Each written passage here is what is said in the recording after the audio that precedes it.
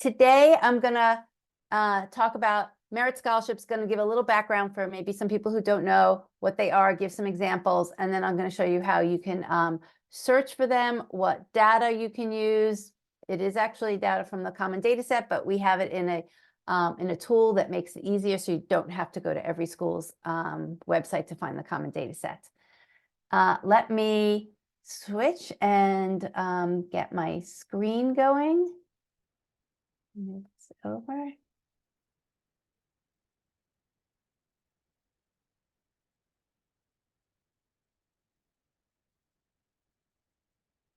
Okay.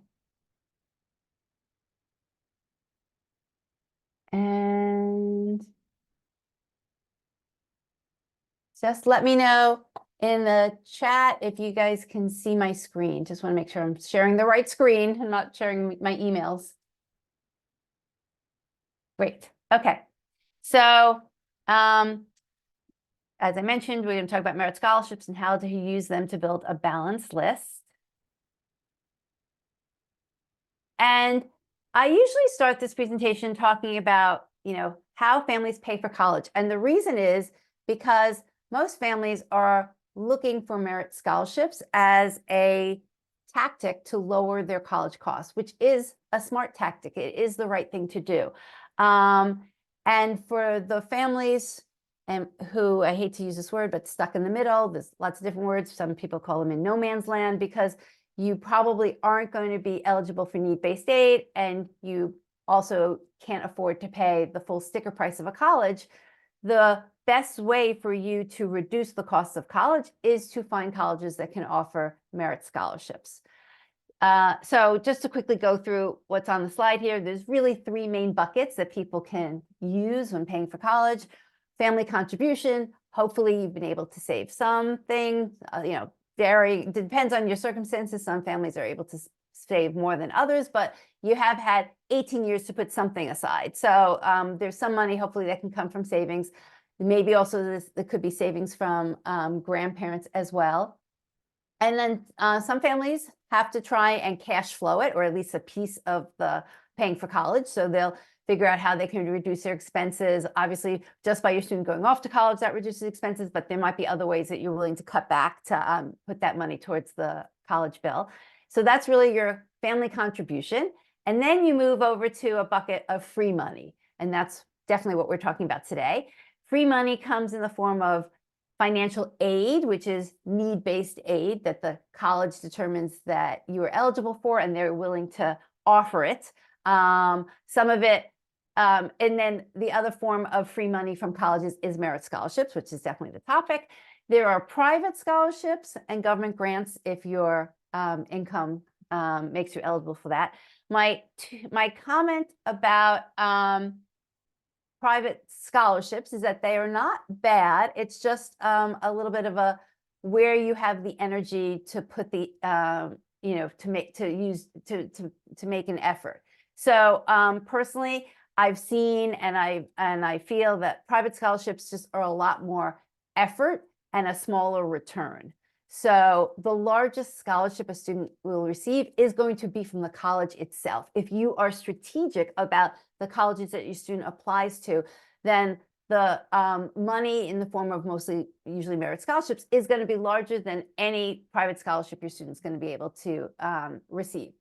Of course, there's those giant private scholarships that people hear about, but usually the larger the scholarship, the more competition there is to it. So private scholarships are still worth it at some point, but it's got to be, your student needs to be a lot more organized because it's going to be a numbers game. You're going to have to, send out a lot of scholarships or fill out a lot of applications in the hopes of, getting some return. And usually those scholarships are between $500 to $3,000. So you can see how you need to get several of them to really start to make a dent. And the other thing about private scholarships is they tend not to be renewable.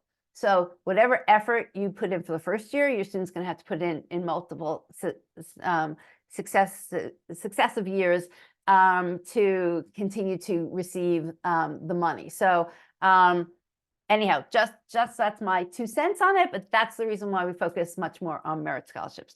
And the last bucket is borrowed money.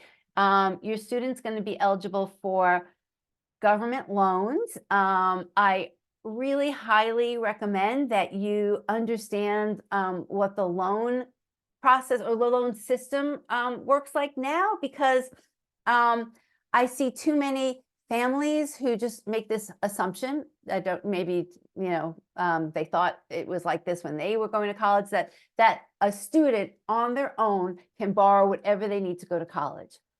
And unfortunately, that's not the case. Your student can borrow government loans. They're called direct federal loans, but they are capped each year how much that they can borrow. And then after that, any money that your student needs to pay for college is going to be money that you have to borrow on your own, or you can co-sign with a student or your student. So the point is, any money after the maximum that the government offers, you are going to have to be involved as a parent. And then you make that decision of whether that additional loan is going to be through the government or through a private lender.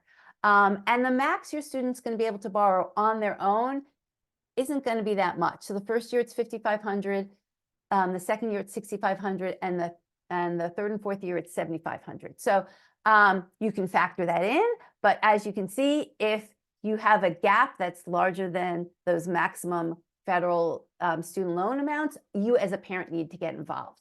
And I just emphasize that because I'm kind of sometimes sadly shocked that people don't understand it, even though we explain it a lot. And they're kind of at this point in the process, which is July, a little surprised about who's going to need to borrow the money. Okay, let's go on. This is really just a summary of what I just said. You really need to be strategic about what your student's college list is like, because your student can't get money from a college they didn't apply to. So you might hear in next spring, oh, so-and-so got a merit scholarship from Marist College, and and that's all great, and you wish your student had, but because if you didn't do the research ahead of time and your student didn't apply, then of course they can't get money. So you need to really do as much good research now before your student sends in the applications, and really more importantly, before the deadlines are over, because they can only get money from a school which they sent in an application to and they get accepted to. But the other thing to think about with the college list just is the other reason why it's so important is everything I just mentioned. And then, of course, the schools on your students' list are going to determine how much it costs you as a family, right? So you're not going to be able to find a different college that costs differently if it's not a college that your student applies to. So really understand the finances of the colleges on your schools, meaning how much it might cost you to send your student there. And we'll talk about ways that you can figure that out. And then the last bullet point, sometimes also kind of people overlook, but the colleges on your student list is also going to determine how much work your student needs to do to get through all of these applications. And the work usually refers to essays. So we've been having webinars about essays. The Common App essay is important. It's the essay that you can use. It's called the personal statement essay that students can use to apply to most colleges. But depending on the type of college that your student is applying to, and maybe the programs, if they're applying to an honors program, there can be supplemental essays, additional essays. And those are the essays that start to kind of add up in terms of time that it takes. Honestly, depending on the selectivity of the types of colleges your student is applying to, I have seen students have to write, in addition to the personal essay, 10 to 15 additional supplemental essays.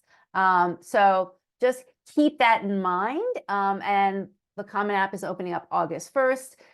Probably within the first few weeks of the Common App, all the information will be solidified from colleges as to what their essay requirements are. And I highly recommend that your student kind of go through as far as they can on the Common App. It's a kind of a different webinar, but put in the schools that they're interested in, and then keep kind of answering the questions related to that school, because sometimes an essay pops up that your student didn't know about. Of course, you can also be checking the college's website as well. Those are the two places I will say are where you're going to definitely know what the essays are: the college's websites and the Common App. So, I mean, you can check out other websites that might have lists, but if you want to have a final definitive answer, it's those two places that you need to look for essays. Okay, let me answer a few quick questions I see about the loans. On the $55,000 government loan, is it subsidized, unsubsidized? Is it a guaranteed loan or need-based? Okay, good questions. The $5,500 government loan, which is for freshman year, is the total. So if your student might receive unsubsidized, in total, it's going to come to $5,500.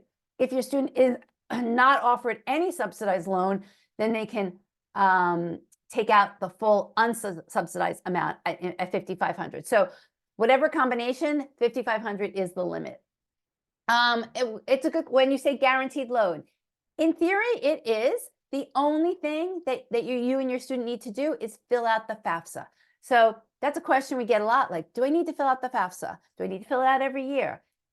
If you want your student to have access to the federal student loans, then you need to fill out FAFSA. So as long as you fill out FAFSA, then getting that loan is guaranteed, and it is not need-based. And we say this too. You could be making $1 million, but for whatever reason you want your child to take out a federal loan, everybody who fills out the FAFSA, regardless of income level, can access the student can access those federal student loans. Does the student pay interest on the federal loan? So yes and no. If your student is offered subsidized federal loans, and that's going to be based on your SAI and the cost of the college, then they do not pay interest on those loans while they are in college. And then 6 months after they graduate, the interests start accruing. But so subsidized loans, the student does not pay interest. On unsubsidized loan, the interest does accrue as soon as the loan is dispersed. A subsidized loan is preferred.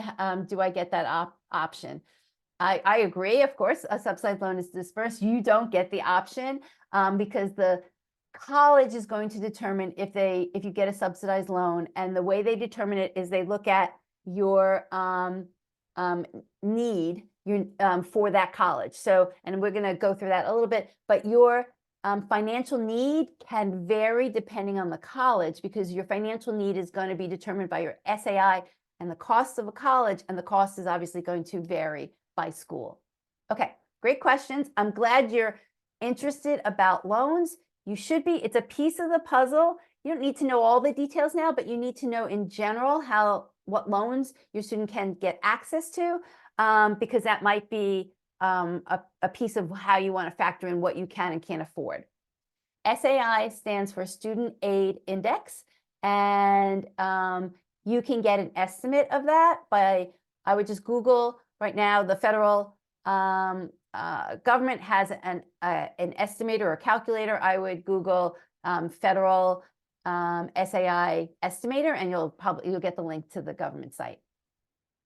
The recording will be sent in an email tomorrow. Okay, let's keep going because I'm trying to get this done since the middle of the day. What's merit aid? Again, most of you probably know this, but I'll go through this quickly. Merit aid is also called merit scholarships, and it kind of varies on whether it is a true scholarship, based on some sort of application or some sort of merit requirements your student needs to meet, or for some schools, it is just a form of discounting. So, and I'm going to show you how you can distinguish. But for some schools, they might have a sticker price at, who knows these days, like $70,000, but it turns out that they give every student who doesn't have need-based aid, they give every student like a discount of $15,000 to $25,000.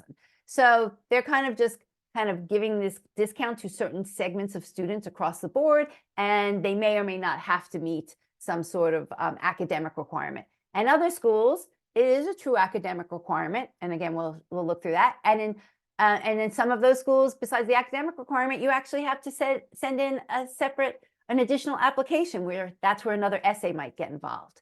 So it ranges to how serious of a true scholarship it is versus, how much of a discount it might be. The thing about merit aid, which hopefully and you're kind of hearing from what I'm saying, it is not based on financial need. So, so your family doesn't have to prove that you have financial need in order to get this type of aid. And just the opposite, a family with financial need can also receive merit scholarships. So it's not need-based, but I just put this one comment out there. For some schools, they still ask you to fill out the FAFSA. And the reason why they're asking you that is they're not using it to offer the merit. They sometimes want to make sure that that student isn't also eligible for need-based aid, because they might want to help the student with both need and merit, and not just merit. So schools vary on their policy of whether or not you need to fill out the FAFSA in order to receive merit scholarships. So that's something to just ask or see if they mention that on their website. For a lot of schools, merit is given to what they call the top percentile students. So another reason why colleges are offering merit is they're trying to attract a better student. And we're seeing this more and more with some of the flagship state schools. University of Alabama is a prime example. I don't know how long they've been doing this. It's definitely probably 10 years. They've put more and more money into the merit scholarship program, and they've kind of also increased the requirements that are needed, particularly for out-of-state students. So over time, that they really are attracting, higher caliber academic students from out of state, because a student is now saying, I can get this great discount or scholarship at University of Alabama, and it tremendously reduces my cost of college versus going to maybe a private school someplace else. So they're really using their dollars to attract a higher caliber student that is over time is just increasing the academic level at the university. So I see some questions. Let me finish the slide and I'll jump to the questions. The other important thing about merit scholarships, which again is the reason why we focus on them, is that they are renewable. So usually when a student is awarded it, and most merit scholarships are awarded during the admissions process, then that money is renewable for the 4 years. And the minor caveat is, and for some students it might not be minor, it's the next bullet point, it is renewable as long as the student meets the requirements, and it is usually a GPA requirement. Some schools make the GPA requirement very easy to get over the hurdle. It could be just a 3.0. Other schools, and I should get an example of this, it do make it higher, and they might make a merit scholarship GPA requirement at 3.5. And that's their way of maybe kind of differentiating who's going to really pay attention, and what student is really going to be able to meet the academics so they can receive the money for the rest of the 4 years, versus other students who might lose their merit scholarship. So this does become very important to know what that requirement is when your student gets offers and when they're going to make a decision about where they're going to go. Because the worst situation would be that your student and your family chooses a college, and that college is affordable because of the merit aid and merit scholarships that they're being offered. But if your student loses that merit scholarship, all of a sudden this affordable college becomes much more unaffordable. So you really want to know what the GPA requirement is and feel comfortable that your student can meet it every year. Okay, let me see the questions. Is housing, book, and other fees included while applying the loan, or only tuition fees can apply for the loan? So for loans, whether it's federal loans, Parent Plus loan, or private loans, you can borrow up to what they call the cost of attendance, the COA. So cost of attendance includes room and board, includes like transportation fees, includes other personal expenses. So you can borrow beyond just what the tuition is. Oh, does merit aid run out? For example, do you have to apply by a certain date? We're going to talk about that. Some schools do have deadlines. It's hard to say if merit aid runs out because I don't, it's really up to the college. We don't really know. Usually college do have a budget of what they are going to use for merit aid, and they use it strategically, like their timing of how they use it varies. Some colleges are willing to offer and give out merit aid as part of their early action rounds. Other colleges use more of their merit aid later in the season to attract that student who might be wavering about whether or not they want to go. So they use the money to increase their yield. So and some colleges, if it's really late in the season and you're, asking for a merit scholarship, they might say, we've given it all out. So it kind of varies a little bit. Always better to start early. Okay, let's keep going. So there's 3 types of merit scholarships, and these are not official categories. These are just groupings that we've created over the years to explain the different types of merit scholarships. One is what I would call automatic, and I will show you an example.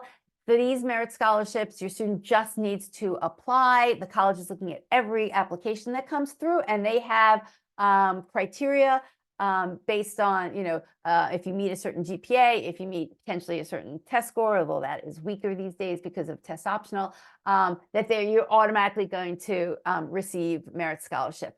A lot of the schools who give automatic merit also publish that information so you can know it ahead of time. And I'll show you some examples.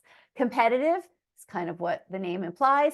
And I've already been talking about it. In a competitive merit scholarship, your student's probably going to have to send in something additional. It could be an additional application. It could be an additional essay. Some of the competitive applications or competitive merit scholarships, about in advance before your student even sends in their initial application. Other times, after your student sends in the application, the college reaches out and says, we'd like you to apply for this additional scholarship. And so it's only after the application is sent in that the student then finds out, oh, there are additional essays or additional steps they need to make. That's always, it's a catch-22. It's a nice sign that they're reaching out and saying, we want you to apply. And then, but some students, because this might happen in the January timeframe, some students feel like burnt out and they're like, oh, I can't do another application. And hopefully as a parent, you will push them because these additional applications can really make a big difference. Okay, and then there are scholarships for talent, and in those cases, usually there are deadlines to make appointments for auditions. There could be deadlines for when you have to send in the portfolio. So again, usually there's extra steps if there's going to be merit scholarships for some sort of talent, and then there's extra deadlines. And so that's at the bottom. Why it's so important to keep track of deadlines. And there's lots of different layers of these deadlines, as you can hear me saying. And you really need to get a spreadsheet and for each college, identify all the different types of deadlines that might apply to your students. Okay, so let's keep going. I see some questions, but I'm going to circle back to them. Let me take a quick drink. So here are some examples of automatic merit aid.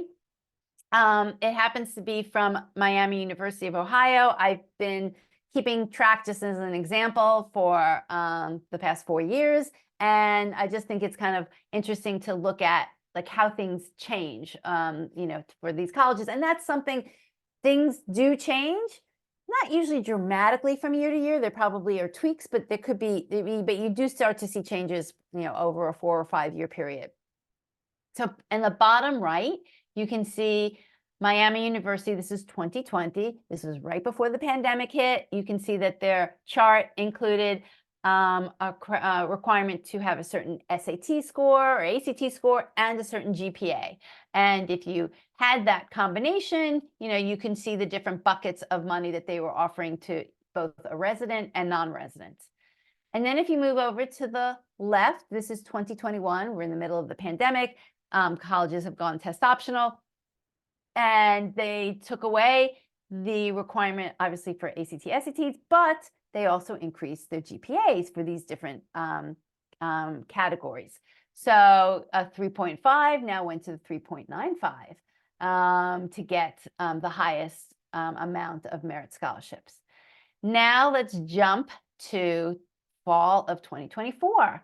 And you could see that the GPA continues to rise. So these are tweaks that, the enrollment management division or admissions officers and with outside consultants are constantly looking at to say, did we use our merit scholarship money to most efficiently and effectively? Did we attract the student that we wanted to attract?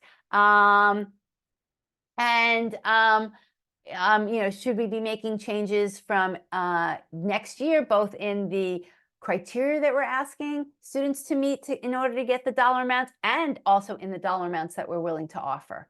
So the other thing I wanted to point out, and this is a little unusual for Miami University, is that they are looking at the weighted high school GPA, and they kind of give you an asterisk or note about it, and they even include it in the label.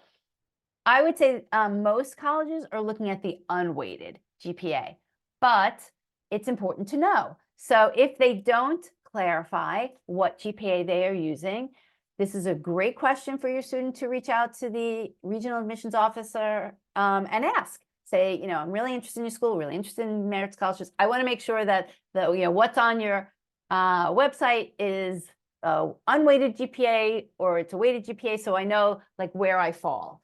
And besides just doing good research, the reason why I bring this up is I definitely had a situation where a family reached out and they were using these charts to assume that their student would get a certain level of merit scholarship.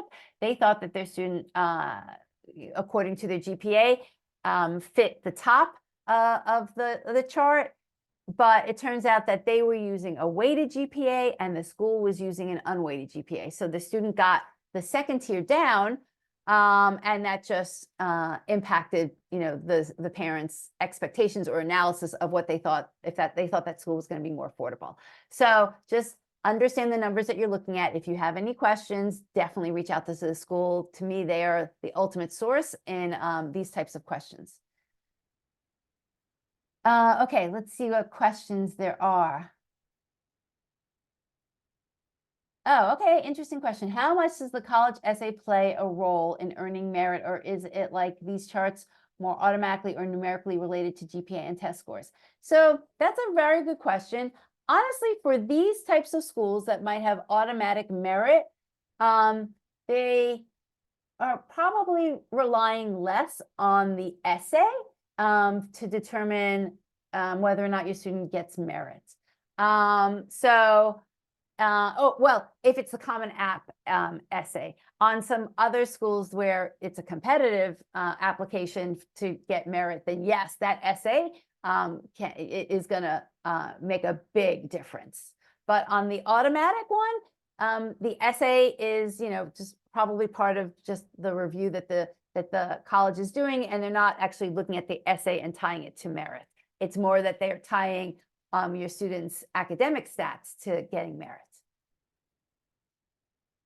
Is both SAT, ACT mandatory or either of them, and is only needed for a scholarship? So, great advice. Somebody saying pick the highest of either. There is no school that I know of that says they will only look at the ACT or only look at the SAT. They will look at either one. And as this person is suggesting, absolutely send them your best score of the test. And if the school is test optional, which a majority of them still are, our general advice is send in the test score if it's above the 50th percentile. So from a lot of admissions officers, what they've shared with us is that, and actually this was a great analogy. We just had a admissions officer from Emory do a session with us, and he kind of said they look at test scores like the cherry on top of the ice cream sundae. It's nice. It kind of adds that little extra, but it's not going to get your student in, or maybe it's not necessarily going to keep them out if they don't send their test scores in and the school is truly test optional. So it is kind of a piece of information that probably quickly validates for the admissions officer that this student can handle the workload there because they have good grades and their grades correspond to a test score. So I would kind of look at it, if you feel that adding the test score at a test optional school kind of validates the strength of your student, then do it. If you think it might add questions or obviously isn't as strong of an indicator of their capability versus their grades, then you may not want to include it. Okay. So here's an example of competitive merit aid. And the two schools that I have here, one on the left is USC, University of Southern California. The one on the right is Boston University. The reason why I picked the one on the left to share is because they have pretty strict deadlines, and their deadline for merit is different than their deadline for applying regular application. So in previous years, the deadline for USC Merit Scholarships was always November 1st, and then they didn't have early action at that time. But their Merit Scholarship deadline was November 1st, and then their regular decision deadline was December 1st. It's still that way, except now they've added early action. So they are saying, if you want to apply for Merit Scholarships, you need to apply early action, and you need to apply November 1st. So if you missed that deadline and you wanted to be reviewed for Merit Scholarships at USC, you're not gonna get that. So this is why deadlines are really important. And then on the example on the right, this is BU. They also have a December 1st deadline. And the other thing that I just wanted to highlight here from BU is that although they're still test optional, they kind of give this little hint about what type or caliber of student that they're looking for, that they're giving merit scholarships to. They say, though test scores are not required, students who submit test scores typically have above 1,500 and above 33 ACT. So you know that this is the top of the academic crowd that's going to apply for these merit scholarships, and they probably have good scores, and they probably are going to submit them even though they are test optional. Okay, before going to the next section, let's see what other questions there are.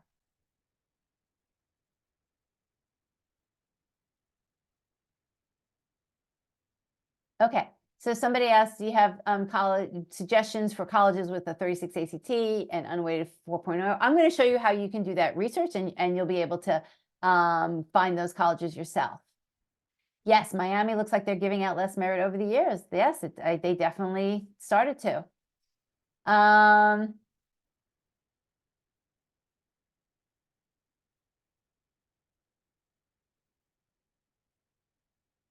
So somebody's asking, am I aware of any schools that are more generous prior to October? In other words, if my student wants to apply to all schools by October 15th, would she be late for any merit scholarships? I highly doubt it. I mean, October 15th, I applaud her if she can get in her applications by then. I think that's amazing. She will feel relieved. You will feel relieved. You won't be missing out on merit scholarships. October 15th is a great date to aim for. Okay, let's see. Any others?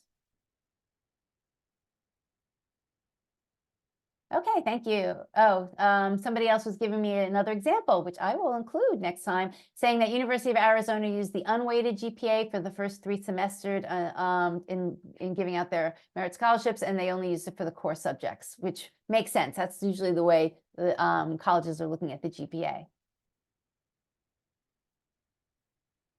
Okay. What is a scenario when you suggest a student apply regular decision to potentially get more merit aid? It's a merit. Oops, sorry, that moved away. Merit typically goes earlier to higher achievers, but spots sometimes remain open. So here's my suggestion about regular decision versus early. I mean, there's early decision, there's early action, there's regular decision. Early decision is really, just to quickly describe it, your student picks one school, and then if they get into that school, they are automatically committed and they have to drop out all their other applications. There's some nuances there, but that's the general gist of it. I recommend if your student wants to apply early decision that you really feel comfortable with the finances because of what you're probably going to be expected to pay at that college. So just in a general comment, most colleges that are offering, not most, a lot of colleges that offer early decision are the selective colleges. And those selective colleges tend not to give merit aid. They tend to be much more generous with need-based aid.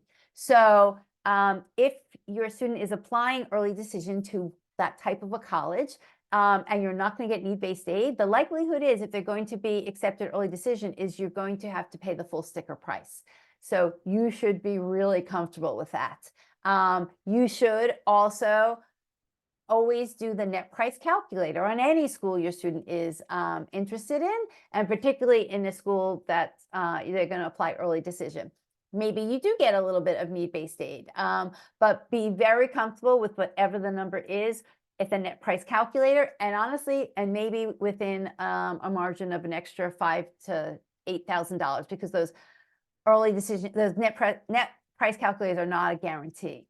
So early action, if your student can get in their applications by the early action deadline, I highly recommend it. Again, it's just, although the numbers of applications are trending to more students applying early action, is still, if you look at the numbers, the majority of students are applying regular decision. So once your student kind of gets or is applying to the regular decision slots, there's just more students that the college is looking at, or more applications relative to your student's application. So it's a numbers game. So the numbers are just higher during regular decision, and they tend to have fewer spots, particularly if it's a college that's already given away some spots to early decision and maybe has already had students accept from early action. So the earlier, the better. Okay. I'm just going to keep going here to make sure that we can get as much in as we can. So next section is about know your numbers. I've been throwing out some terms, and these are numbers that you as a family should understand and kind of know about your own family. Cost of attendance is related to the college. So each college has a different total cost of attendance. That information, the best information for that is still on the college's website. There's other search sites that might have cost numbers, but I still always tell people to go back and verify it with the college, particularly this time of year. This is now the end of July. Colleges, like in this July timeframe, or end of June, July, beginning of July, have made their increases for the 2024-2025 school year.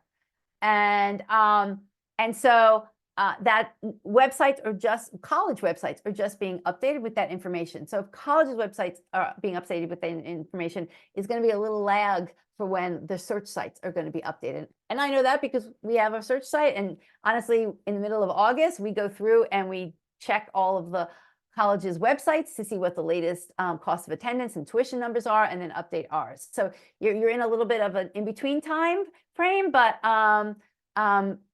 that's really always the best place to confirm the cost of attendance is on the college's website.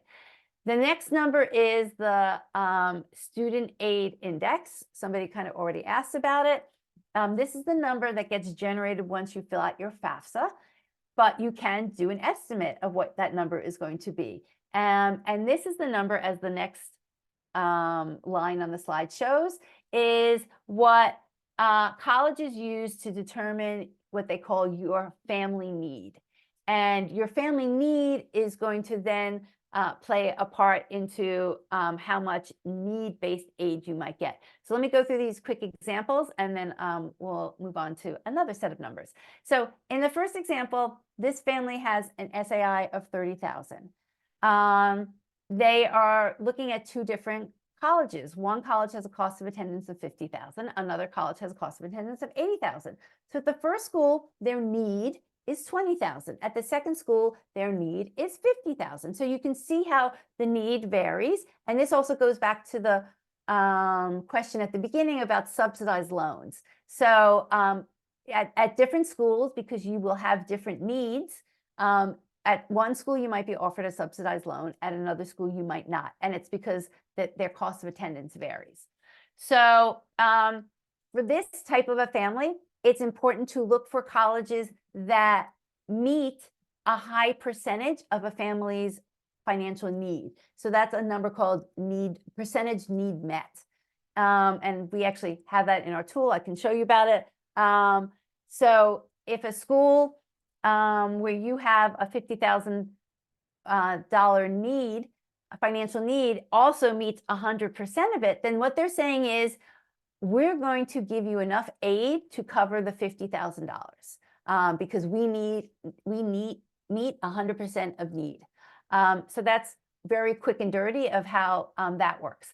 If you move over to the right, the family in this case has a really high SAI, which quite honestly, for a lot of families in this middle, you might think, oh, well, I can't afford to pay for the full price of college, but you might end up with a high student aid index because the majority of the calculation is based on your adjusted gross income. And that's a number that we can't really change. Right now we might be able to change investments. So anyhow, in this example, the family has a $90,000 SAI.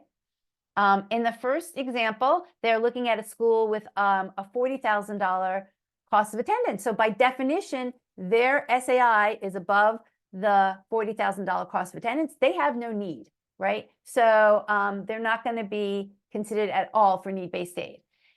In the second example, even though in this case, in the second example, also they are looking at a high price college, $80,000 cost of attendance, they still have no need. So I'm just kind of showing this because there are lots of families out there with a high SAI where quite honestly, there's not going to be any school where they're going to be eligible for need-based aid. It's just important to know that now.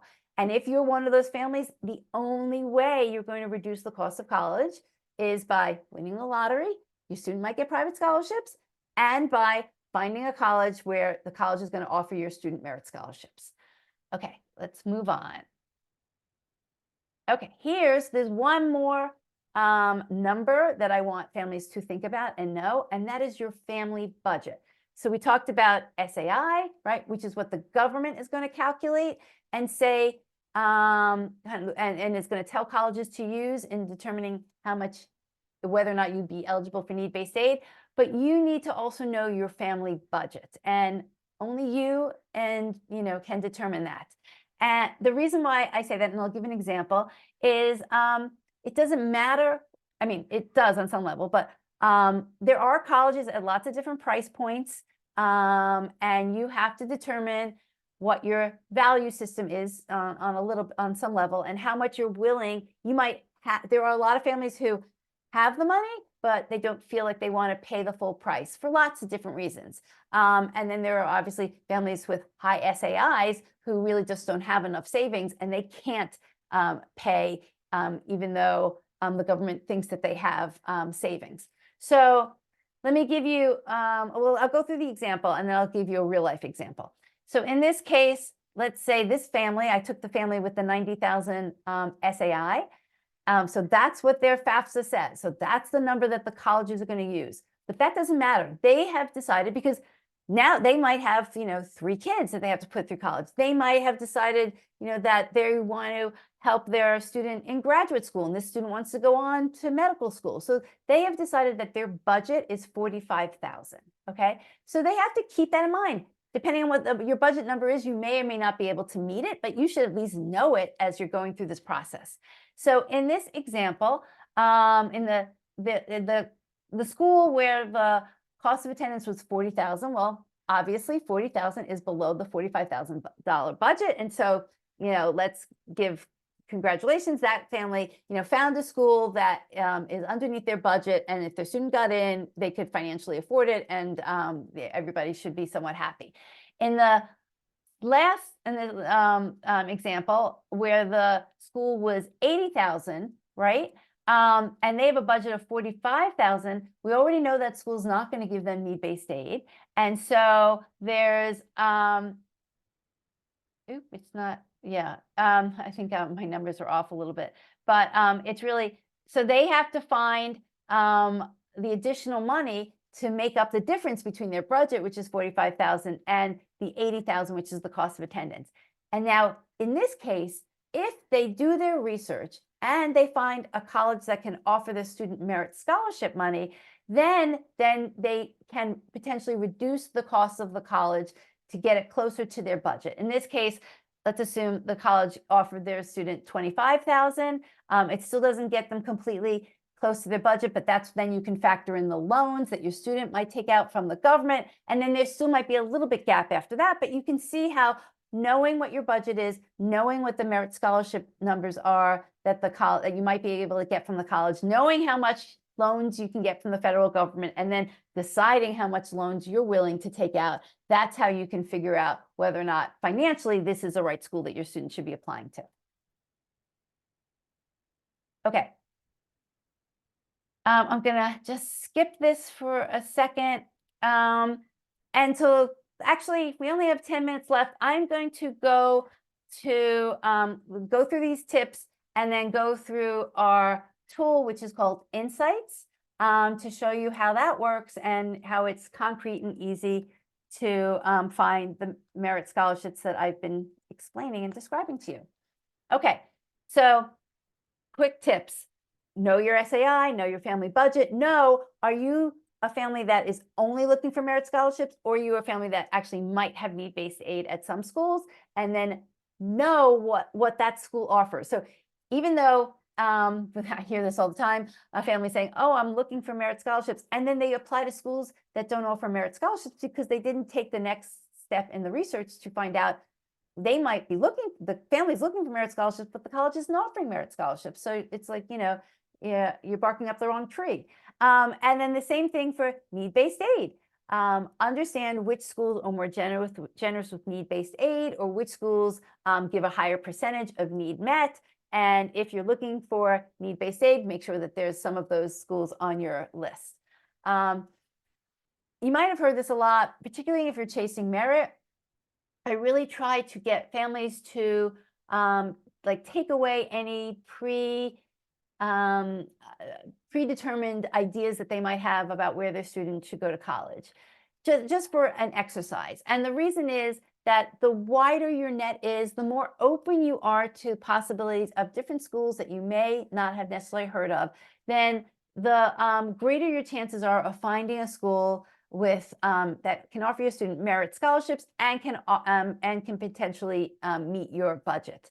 So I'll show you when we do some searching, the more filters you put on a search, I mean, obviously the narrower your search is going to be, but if you put those filters on at the very beginning, you're narrowing it down very quickly, and you're not seeing what the other possibilities are. So for example, if somebody says, I only want to be, in New York, New Jersey, Connecticut, Massachusetts, you're putting on a very strict filter that, maybe if you had opened it up and not said anything about location, you could see what other schools are available that might be affordable and that might offer merit scholarships. So be open and cast a wide net. Always include your state school, because it's probably going to be on the more reasonable side among the schools that your student is applying to. include what we call a leverage school. So just as in business, colleges, feel competition from other schools. And so they have what they call a set of peer schools, peer institutions, that they kind of feel that are similar to them and that they feel competitive. And maybe if a student is applying and gets a merit scholarships from one of those schools, but the student really wants to go to the other peer institution school, then there might be more competition that the school is willing to increase the merit scholarship, to entice that student to enroll. So best and easiest way is just Google the college's name and say, like Tulane University peer institutions, and usually a list comes up. Okay, I'm going to jump out of here for a second and then pull up Insights so that I can show you what that is like while we have some time left. And then if anybody needs to leave by 1 o'clock, obviously feel free. This is the workday, and I will stay on for a little bit longer and look through some of the questions. Okay, so this is a search tool that we created because there's a lot of good data out there, and we wanted to make it easier for people to get access to the data and to do the searching. So Insights, which is at insights.roadtocollege.com, combines data from 3 different sources. It combines it from the common data set. So I know people have mentioned it. You can Google a school's name, just using it again as an example, Tulane common data set, and you can get the school's common data set for this year. You can even get it for past years for most schools. That's great. There's a lot of information on the common data set, and you should just do that for any school that you're interested in, see what data is there. That's great if you kind of know the school and you want to zone in and look at the common data set. But there isn't necessarily a good source where you can do the opposite and say, I don't know which schools I want to know about. I want to know their common data set information, but this is my criteria. Show me the schools that match that. So that's why we compiled all the common data set. I shouldn't say that. It's not all the data from the common data set because there's just so much. We took what we think is most important for people to be using to find the schools with merit scholarships. So that's all here across colleges, all the colleges that have common data set information. The second piece of information we have is from, or second source is called IPEDS, which is the government website. It's where colleges share information with the government. It's good. Some of that information, or a lot of it, is replicated in the common data set, but there's some other additional pieces that we pull in that we think are valuable.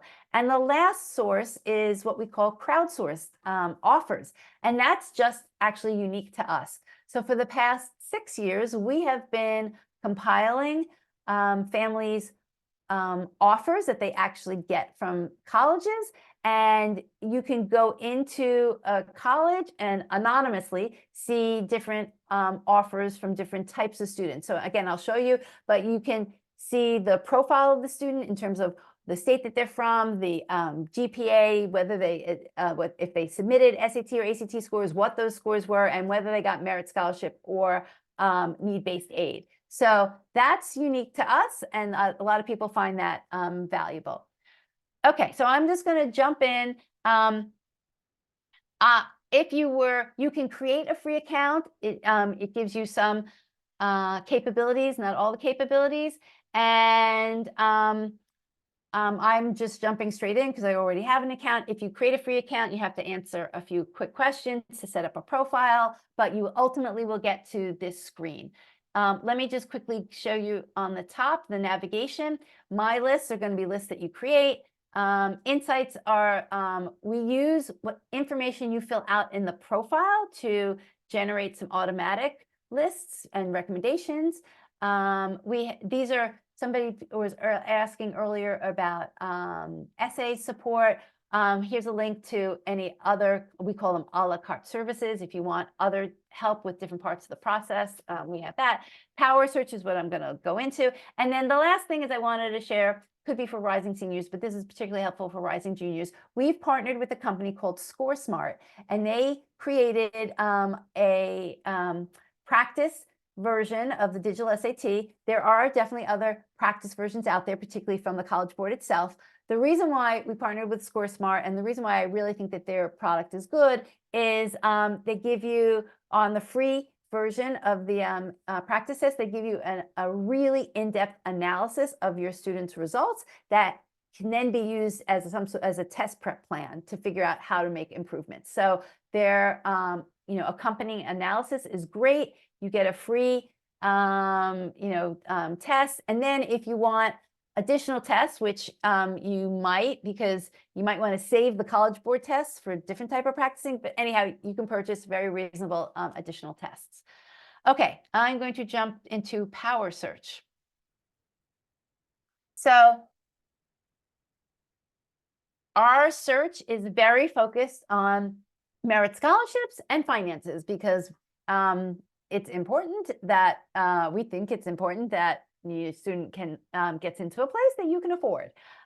So that's a lot of the filters here are a little bit more financially oriented as opposed to academically or socially oriented.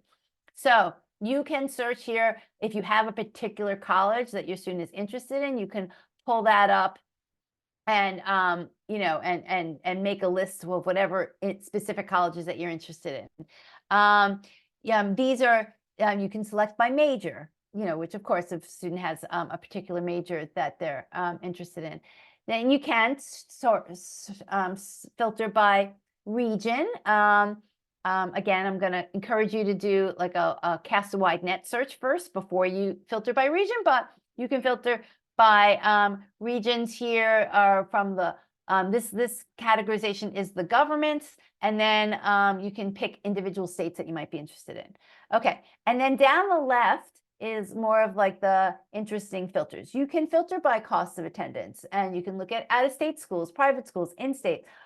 We have here unknown because the reality is the data that we have is only as good as the data that colleges share, and some schools, for whatever reason, don't share their cost of attendance, or we couldn't find it. You can filter by an average merit award if you're looking for a certain dollar amount of merit. Maybe it's to meet your budget. You can search that way.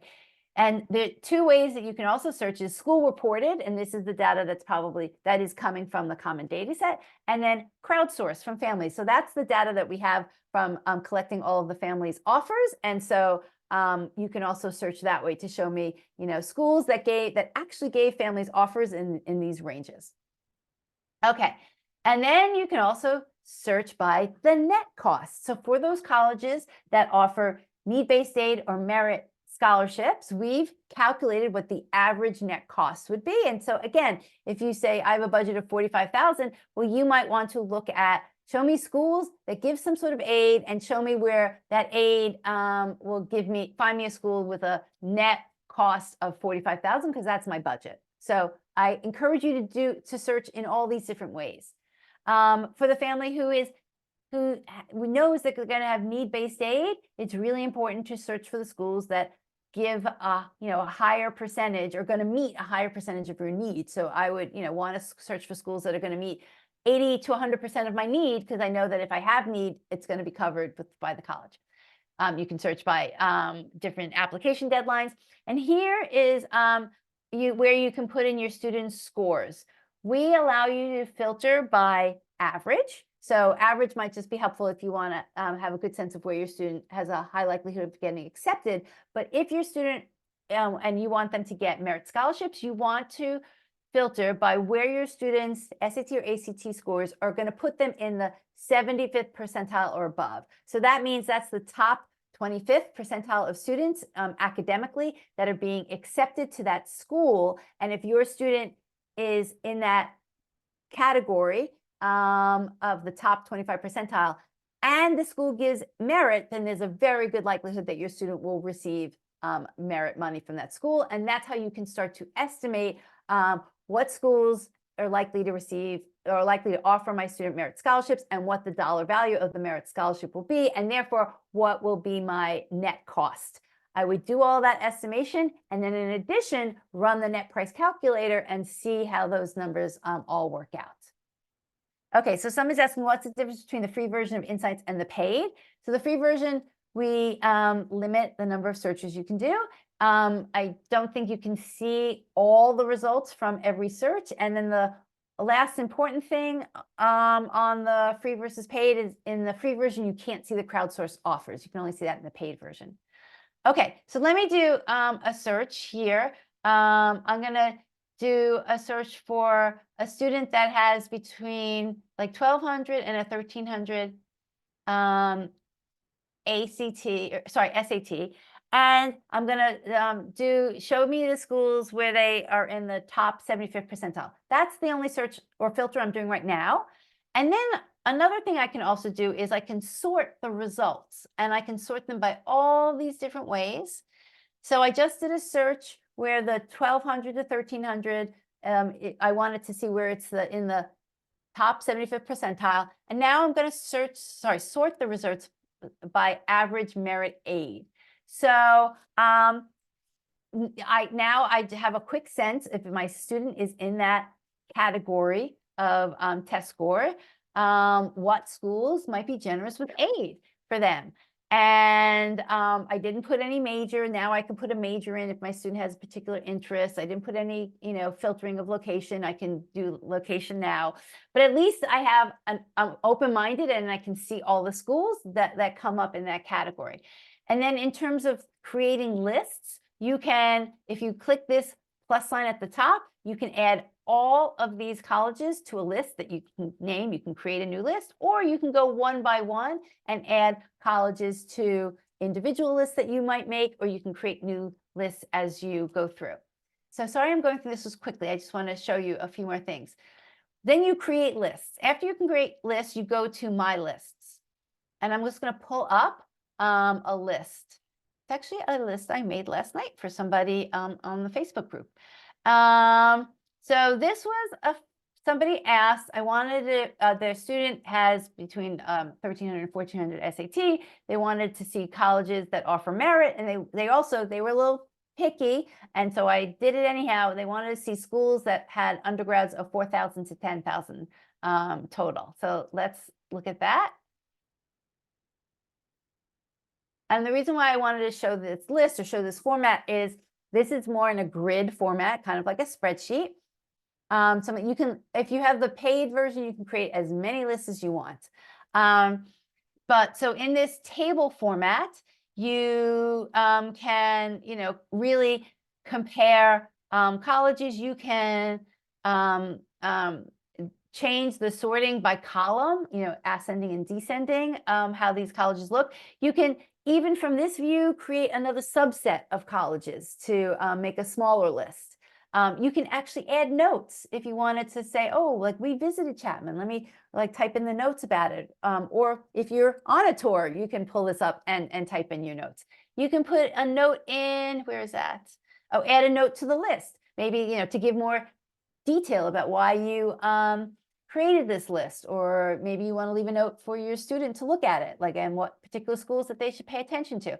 So those are all like little features. And then you can add, some people get overwhelmed with data. So we let you add data as much as you want, or maybe if you want to look at it in certain sections. So here I'm going to add, and you can add all the data, but if you can kind of do it in as little or as much as you want.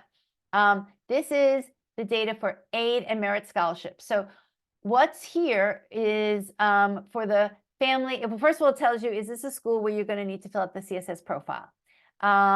Is this a school where they offer need-based aid? So for example, Chapman is offering need-based aid, but they're only meeting 41% of a student's need. So you need to keep that in mind. And then moving on, this column is freshmen without need who are receiving aid. So that's a student where this college has said, you're not going to be eligible for any need, but we still might give you merit. And of that category of students, they give 38% of students that don't have any need, they are giving them merit scholarships. And then the average dollar amount is $22,000. So, and the most likely the students who are receiving that merit are the students at the top of the academic profile. So that's why not every student is receiving merit.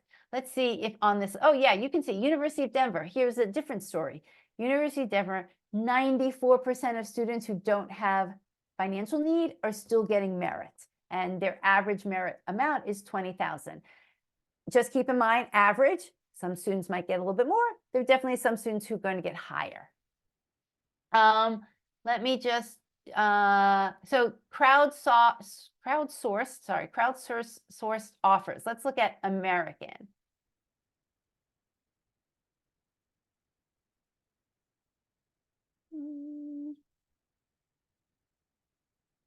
Yep, I don't know why taking so long.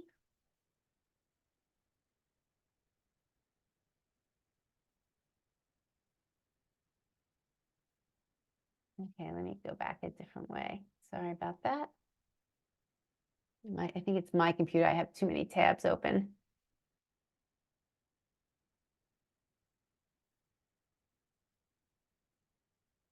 Okay, while my computer is trying to reboot itself, here. Let me see what questions. So Christina's asking, is there support for how best to use Insights? Either is there a Facebook group or a Zoom? That's a great question. Yes. Well, two things. You can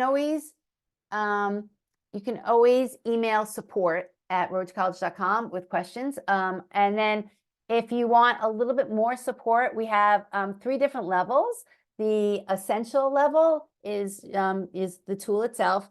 And then we have what's called the plus and the premium level. And at those other levels, we have a special Facebook group. We also do monthly Zooms, and you get access to a library of all of our recordings. So they just are a little bit more. You can, if you go, you'll be getting an email about it, but it's also, if you go to the membership page, you'll be able to see what the different costs are, not huge difference, and what else you get. Thank you. Website's very thorough and impressive. Okay, so let me go back to my lists and go show you the crowdsourced offers. Or actually, maybe before I show you crowdsourced offers, I want to show you one other thing. And that is the admission information, or the admit numbers. So we break out the numbers because you have to break the numbers out to really understand the story of what's going on for some colleges. So let me scroll over. So you can see here we have the 75th percentile, the average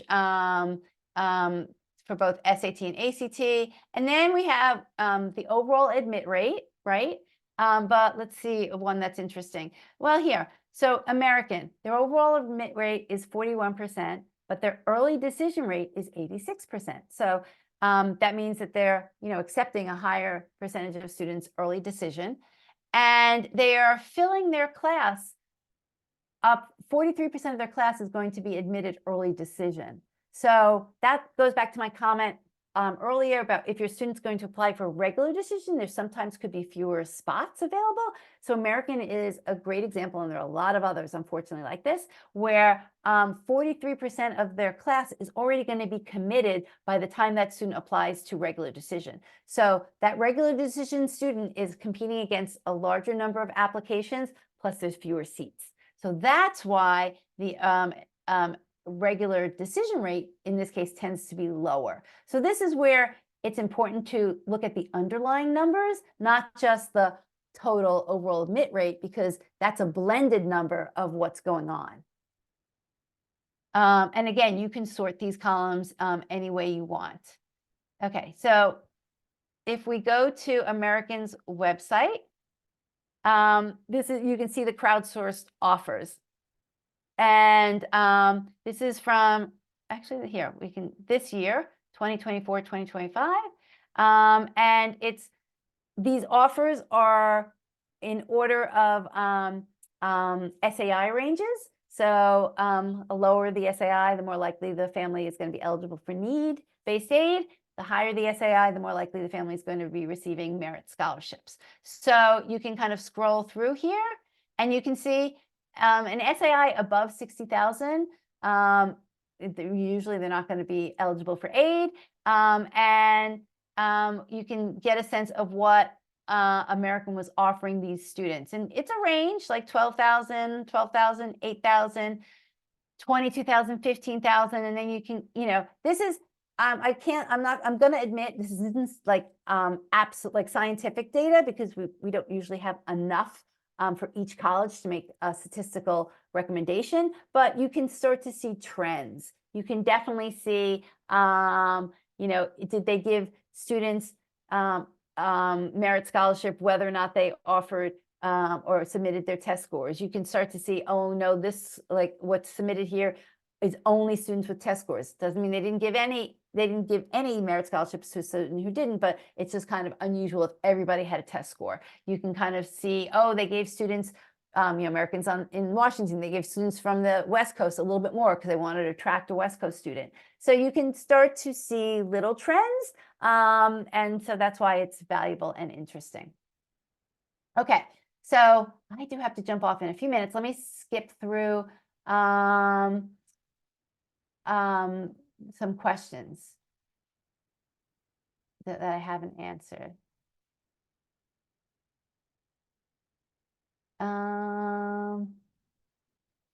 Okay, and anybody, let me just share somebody else about the SAT site. Anybody, if you just want access to the free SAT digital tests, you can just make a free account and go in and use that. So, you don't have to even do any college searching if you don't want to, but it probably is helpful. But anybody can get access to the free SAT test. But I want to know which colleges I want to apply to. Do I still need this resource, or could I just look up each college website? If you already have your list and you feel comfortable with it, you can go directly to each college and look up their information. So that's fine. Schools that list income level for need-based aid, are those levels adjusted gross income values? I thought, what schools show you the income level? I'm wondering if what you're looking at is income level that actually comes from the government, which usually it maxes out at 150,000. And I think that's just household income. It's not AGI. But I'm not sure. I'd have to follow up on that. And if you want to send me an email with a link to the colleges where you've seen these income levels. Oh,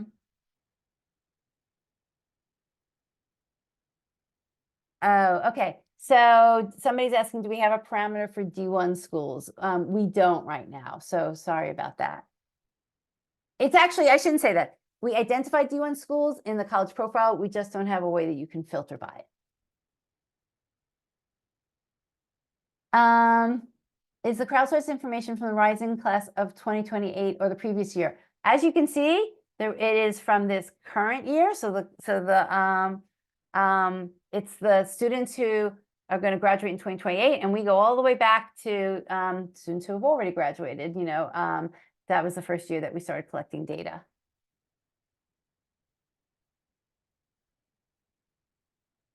So the recording will be sent tomorrow. We need a day to just like download it and clean it.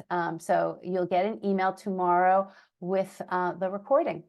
So I hope this is helpful. If there's a pressing question that I didn't answer, please feel free to email me at support@roadtocollege.com. Sorry, I need to jump off. I have to go to a meeting myself, but I hope you have a good day and continue doing research. That's my big mantra. The more you know now before your student applies, the better off you will be through the process when your student gets decisions back, and hopefully we won't have to be talking about loans. So that's my goal for you. Okay, thanks everyone.